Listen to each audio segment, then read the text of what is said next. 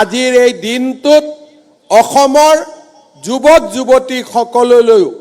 1 লাখ নিযুক্তিৰ সংখ্যা পাৰ হৈ যোৱাৰ এই স্মৰণীয় মুহূৰ্তত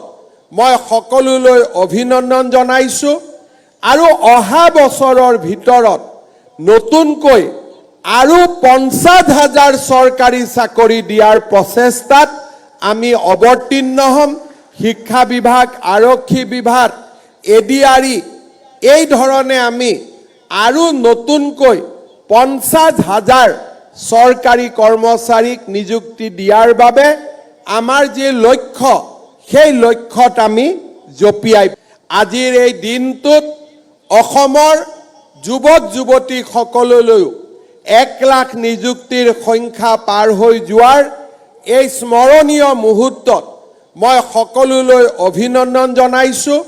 আৰু অহা বছৰৰ ভিতৰত নতুনকৈ আৰু 50,000 চৰকাৰী চাকৰি দিয়াৰ প্ৰচেষ্টাত আমি অৱতীৰ্ণ হ'ম। শিক্ষা বিভাগ, আৰক্ষী বিভাগ, এডিআৰই এই ধৰণে আমি আৰু নতুনকৈ 50,000 চৰকাৰী কৰ্মচাৰীক নিযুক্তি দিয়াৰ বাবে আমাৰ যি লক্ষ্য সেই লক্ষ্যত আমি জপিয়াই পৰিম। আজিৰ এই দিনটোত অসমৰ যুৱক যুৱতীসকললৈ 1 লাখ নিযুক্তিৰ সংখ্যা পাৰ হৈ যোৱাৰ এই স্মৰণীয় মুহূৰ্তত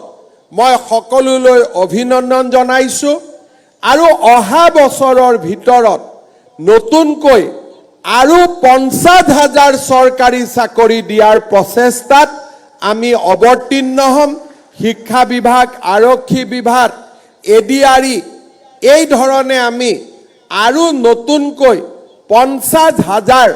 চৰকাৰী কৰ্মচাৰীক নিযুক্তি দিয়াৰ বাবে আমাৰ যি লক্ষ্য সেই লক্ষ্যত আমি জপিয়াই আজিৰ এই দিনটোত অসমৰ যুৱক যুৱতীসকললৈ 1 লাখ নিযুক্তিৰ সংখ্যা পাৰ হৈ যোৱাৰ এই স্মৰণীয় মুহূৰ্তত মই সকলোলৈ অভিনন্দন জনাইছো আৰু অহা বছৰৰ ভিতৰত নতুনকৈ